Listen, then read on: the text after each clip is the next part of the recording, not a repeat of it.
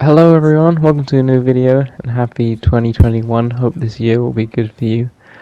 In this video I thought we'd do a review of Bioshock Infinite, and I know what you're thinking, why you're reviewing a game that's like 4 years old, but during this time I've gone back into the older games that I didn't get a chance to play when I was younger. I think that's the good thing about downloading stuff, so I thought we'd go through this one because Bioshock's one of my favourite series of all time because it's just unbelievable. So let's see if this game matches up to it. So the story of this follows a detective called Booker DeWitt.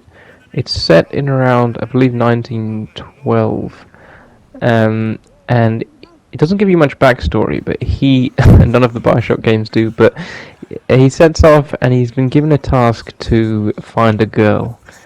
But in order to find her, he's got to do some strange things. So he arrives on a boat into a lighthouse, and he just gets shot into the air. And then he turns up in this mysterious place that's kind of like sort of this religious cultish place. And you just saw a clip there where he gets drowned by a priest.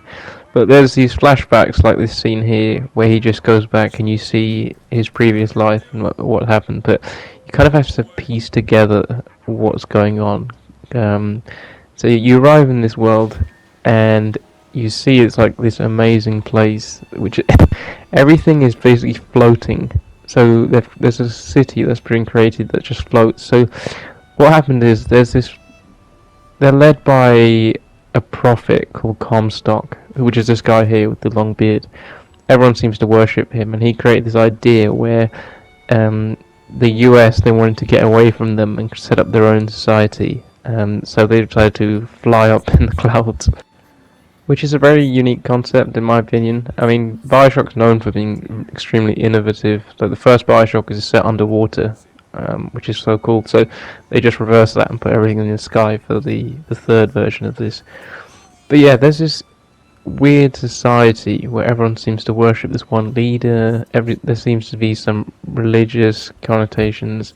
There are also you find out some racism in this society where every majority are white and the people of color are looked down upon, or like they're trying to revolt and stuff like that. And you slowly work out that this society isn't as perfect as it seems.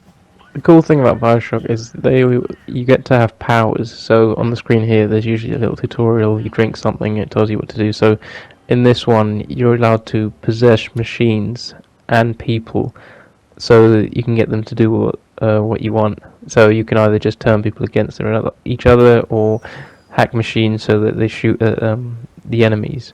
There's also loads of other cool ones, and you fill them up having this blue thing called salt. But anyway, so you're going through the city, and then you realise that it says avoid the shepherd, which is like lead you to bad places, and you find out that you're actually the shepherd that everyone's supposed to fear. So you're kind of thinking, how do they know this? So there's some sort of backstory, and you've got to piece everything together as you go with the game. But this is like some of the influences and stuff like that. So the powers are pretty cool. You can electrocute people, put people in the air. There's a bit of a gruesome scene here, which is quite cool, where he throws a baseball in the air and he just shoves space on this. There are some gory bits in this game, but I always like a bit of that. The combat's pretty good as well. So you just melee people, or you can have a gruesome thing where you just hold it and then you just kills them and executes them. Yeah, you get loads of different guns in this, like shotguns, snipers, assault rifles, SMGs, stuff like that. I just mainly use the pistol, but there's loads of different ways you can play this game, depending on what gun you want to do and how you want to use it. But yeah, so the power is really cool, and the story sets off.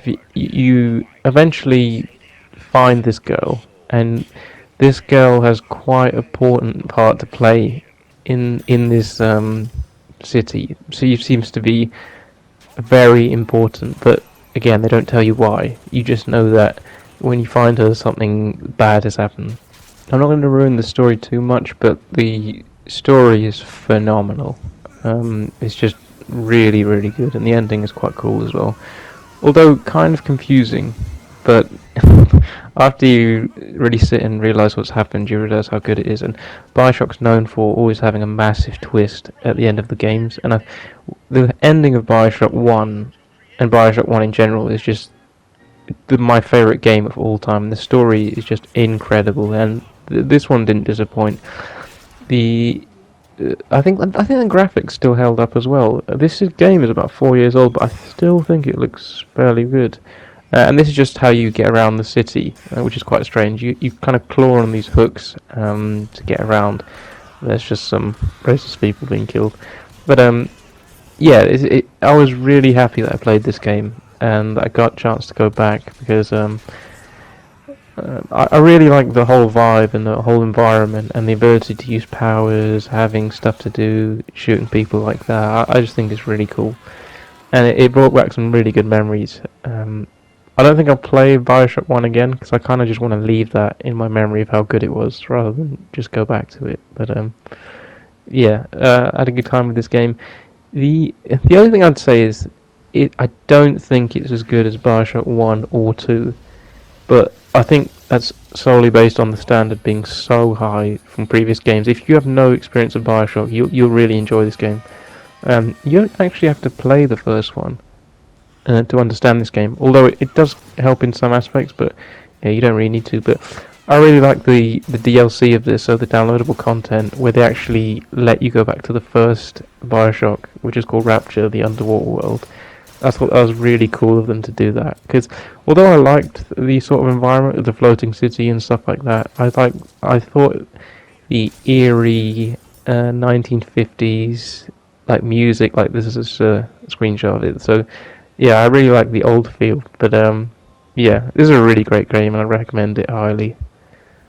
So I think I've come back to the end of the vid. Thanks for supporting me as always. Bye.